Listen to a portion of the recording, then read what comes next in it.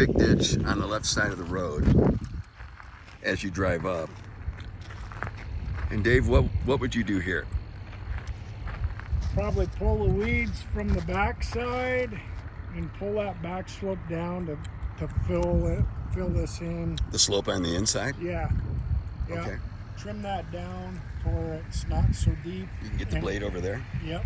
Okay. And a brook.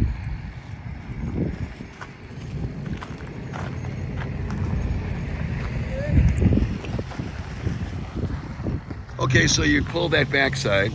Yep.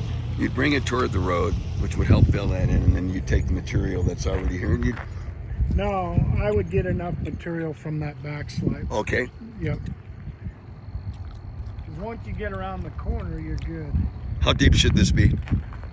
About a foot. About a foot deep. At the most. And that foot is like right over here. Okay, very good. Here's another ditch that's just beyond the one we just taped. Dave's backing up so you can get an idea. How do you take care of this ditch? This one, you're gonna need a little bit of material. Can you slant the road and take that material? I can slant the road a little bit, but we don't want to get too steep where cars will slip.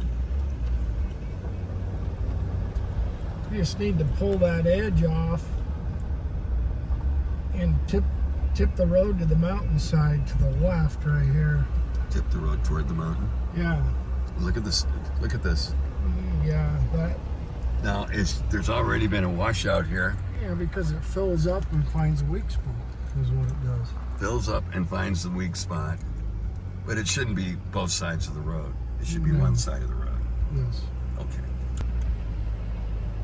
Andrew Hoffman used to live here, if you remember. Yep, we did a lot of work for him. Yeah. Well, and what it does is it follows the ditch until it finds a weak spot. And then it has so much volume that when it finds that weak spot, then it blows it out. Okay. That's exactly what happens. So you take this ditch out. Take the ditch out, take the edge off to where it sheet drains off. It doesn't follow it down the road. And slant the road. Towards the mountain. Toward the mountain. See this? We put this in years ago. Yeah. Where it doesn't pool here and then run across the road and blow out the other side of the road. There's a culvert down here somewhere. Yeah. I see. But it's not maintained. Okay. The upside of this culvert needs to be dug out. The culvert is clean, but and that ditch isn't even all that bad right there. It just needs to be redefined. Redefined, okay. Yeah.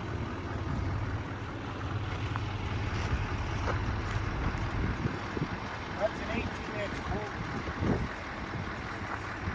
You put that in? Yep. Yeah. Okay. You see the bottom of it? It's clean. Okay. Very good. You don't put a ditch on the outside of the road. You just take the berm away and let it sheet drain basically, so it doesn't hold water, because it'll find a weak spot and blow it out. Then you'll have a washout. Understood. Sitting in Dave's truck, we're at Hopewell Corner, and the water needs to run along the side of the mountain. Here it's making a turn, and Dave says it should frankly go straight ahead on the mountainside, straight down the hill on the mountainside to right here. Kind of tough to tell. It's going to take days. You know, it has to be not everywhere, but like the berm on the outside of the road needs to be pulled back in.